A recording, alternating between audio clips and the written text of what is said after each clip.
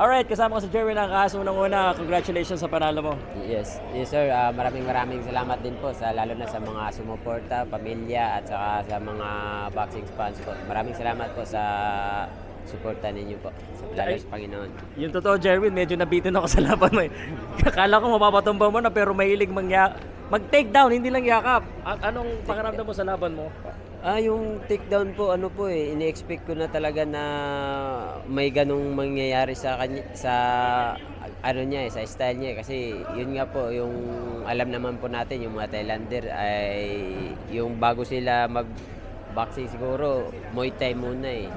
Kaya sabi ko may takedown. Parang naghahanda ako pero iba pa rin pala yung nandun talaga sa actual na laban na yung inano ko yung sarili ko na prepare ko yung sarili ko na hindi matutumba pero iba pa rin yung nila yung style nila na gamit tuhod at saka balikat iba konting pitik lang biglang sabi ko sa Judo eh.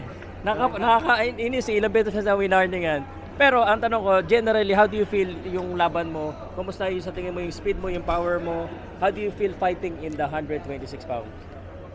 Feeling ko po parang yung bumalik ako dun sa dati ko po na nung 115 pa po ako na hindi pa piga eh. Yung parang yung yung dati po na galaw ko na nakakagamit ako ng paa. Kasi yun yung nawala para sa akin, yun yung nawala sa akin yung paggamit ng paa kasi gawa nga na po nung maliit pa yung timbang na nilalabanan ko mga 2 rounds, 3 rounds, iba na yung pakiramdam ng pao minsan kaya doon ko na minsan na sumasabay na lang, hindi na ako tumatakbo kasi parang bumibigat na yung paa. Pero ngayon na kahit 5 rounds, nakagamit pa ako ng paa. Yun po. Actually, ang ganda ng mga counter mo. So, what did you find out in your fight?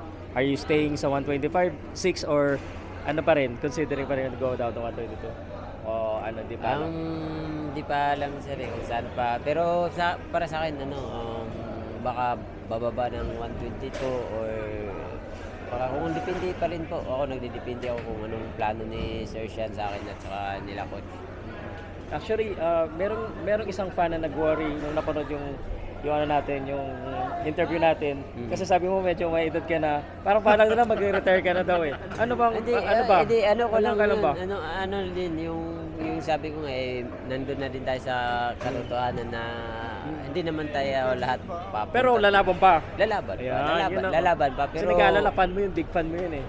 Pero lalaban pa. Pero tulad nga po yung sabi ko na enjoy ko yung mga natirang taon sa atin na sa boxing kasi alam naman natin boxing may talaga sa mga bata talaga nasa mga bata talaga hindi biro yun po parang inano ko na lang yung sarili ko enjoy ko yung natitirang ko sa taon sa boxing yun yung pinaka ko ngayon enjoy ko at saka may goal pa rin tayo na sana makakuha tayo ulit ng world title yun yung pinaka na ko ngayon na sana makabalik ako ulit sa taas.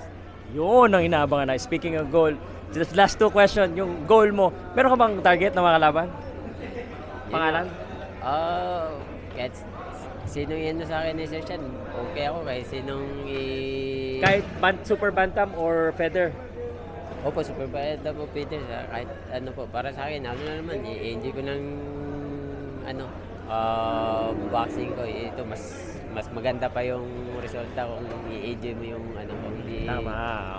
Anyway, siguro pasalamat tayo sa mga fans or gusto mong shoutouts or mga sponsors or mga lahat natin tumulong sa iyo, brother.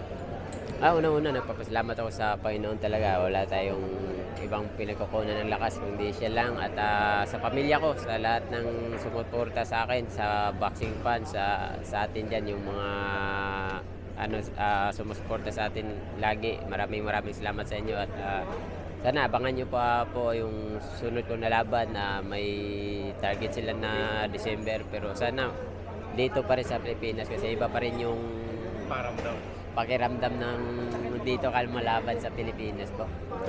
Alright. Congratulations bro. Thank you so much. Thank you sir. Thank you, sir. Salamat.